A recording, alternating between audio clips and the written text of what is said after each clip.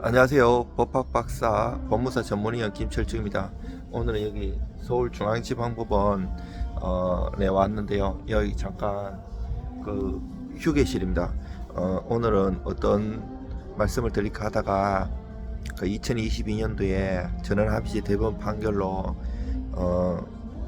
임의경매 공신력 관련해 가지고 대법원 판례가 있는데 요거 잠깐 소개해 드리려고 합니다. 전원합의체는 원래 이제 완전히 판례가 바뀌는 걸 말하는데, 그러면 임의계획의 공신력이 생긴 거냐? 아니, 그건 아니고요. 그 안에 보면 여러 가지 복잡하게한 법리가 있어요. 이게 이제 그 부동산이 두 개 있고 이 담보로 제공한 건데, 거기에 서 가압류가 여러 개 들어오고 나중에 막 1경매에서 배당받아고 2경매에서 또 넣어가지고, 이게 경매가 만약에 임의 경매가 무효가 되면 그러면 부당이동으로 돌려돼야 되는 거냐, 아니면 여러 가지 복잡한 게 있는데, 우리가 이제 쉽게 얘기하면 그 강제 경매와 임의 경매가 있잖아요.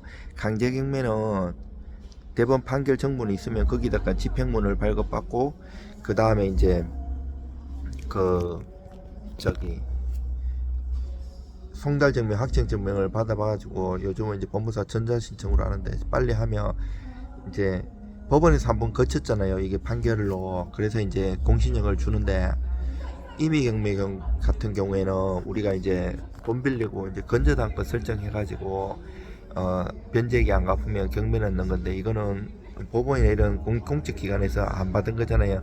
은행이나 일반 사채 이런 게 많이 하거든요. 근데 그 경매의 공신력은 등기의 공신력하고 달라요. 우리나라 등기의 공신력이 있습니까? 없어요.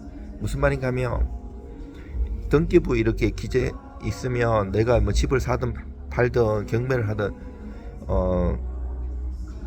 내가 그 등기가 일반적으로 다 공개되어 있기 때문에, 나 등기 못 봤어, 이거 안 통해요, 악의로 취급해야. 악의는 나쁜 게 아니고 알고 있었다고.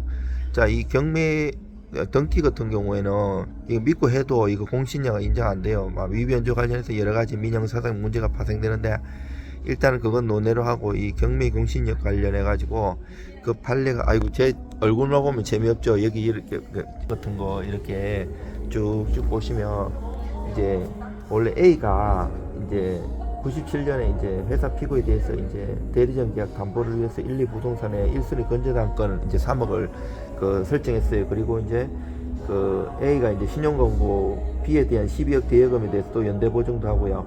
신용권고는 98년도에 A의 1, 2 부동산에 가압류를 20억을 하고요. 피고는 1 부동산에 임의경매 신청해갖고 이제 청구 금액 2.2억에 대해서 전액 배당받고, 신용권고는 10억 중 2억 원을 배당받았어요.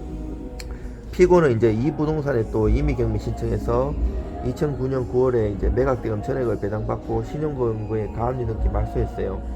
이제 원고는 파산한 신용권고의 파산 관전으로부터 2007년에 이제 B에 대한 채권을 양도받고 채권 양도 통지를 했고요. 원고는 A 상속인들을 상대로 양수금 청구를 해서 8.7억의 지급 판결을 받고, 원고는 죄송합니다. A의 상속인들을 상대로 양수금 청구를 해서 8.7억 지급 판결을 받았고요. 원고는 이 부동산 임의경매 당시 피고의 건저당권이 소멸하였다고 주장하고, 1심에서 건저당권 소멸로 피고가 패소하자 2심에서 이 부동산 경매는 무효이고 원고도 배당받을 수 없어서 청구 기각되어야 한다고 이렇게 주장했걸랑요. 자, 문제 제기 이유는, 이 부동산 임의경매가 만약에 유효하면 피고의 이득으로 원고의 손해가 발생한 것으로 볼 수 있지만, 이 부동산 임의경매가 무효라면 원고의 손해는 피고와는 무관하다고 볼 수 있죠. 이것이 이제 민사집행법 267조 매수인의 부동산 취득은 담보권 소멸로 영향을 받지 않는다는 규정과 해석론인데요. 자, 여기서 이제 대법원 판단은 어떻게 했는가 하면, 민사집행법 267조 신설 이전에도 대법원은 실제상 존재하는 담보권에 기해서 경매 개시 결정이 되었으나, 경매 과정에서 담보권이 소멸한 경우에는 예외적으로 공신력 인정하고 매수인의 소유권 취득한다고 해석했고요. 민사집행법 267조 신설된 후에도 같은 입장을 유지하고 있어요. 자, 이 부동산 임의경매 개시 결정 전에 건저당권이 소멸하였으므로 매수인은 소유권 취득 못한다고 하고요. 그러나 피고가 이 부동산 경매 무효 주장은 건반이나 그 신의 성질의 원칙에 반한다 해갖고 그 주장을 인정 안 해줬어요. 자, 이제 별개의 경우는 김재영, 안철상, 뭐 김선수 이런 대법관님이신데 민사집행법 제267조 신설된 경위와 목적에 비추어 이미 소멸한 담보권에 기초하여 경매 절차가 이루어져도 매수인은 소유권을 취득한다고 보아야 하고요. 피고는 부당이득을 취득한 것이는 반환해야 합니다. 이제 실무 활용을 보면 다수 의견은 민사집행법 267조 신설 이전과 이유를 동일하게 적용하고요. 이미 소멸한 담보권에 기초한 임의경매는 무효라는 것이고, 다만 이 사안에서 피고의 무효 항변이 신의치상 허용되지 않는다는 입장이고요. 별개 의견은 민사집행법 267조 신설된 그 종전 해석보다 확대 적용하자는 거고, 이제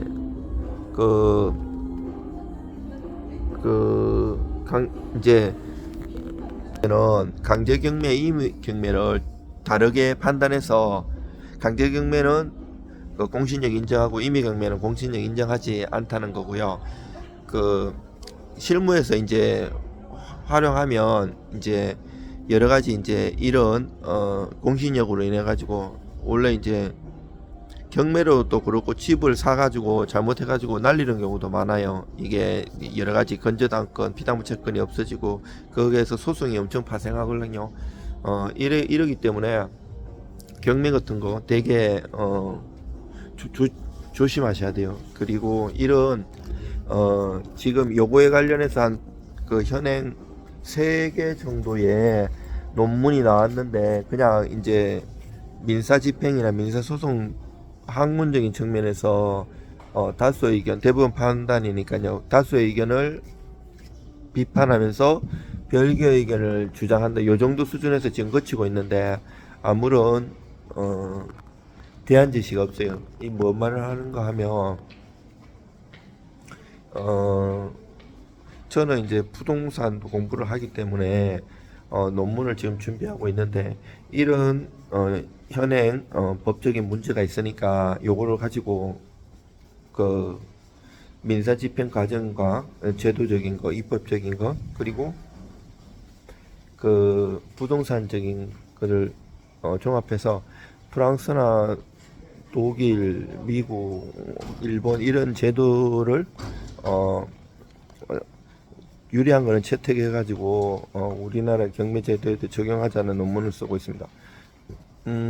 내년 3월 한국민사집행법학회에서도 발표할 거고요.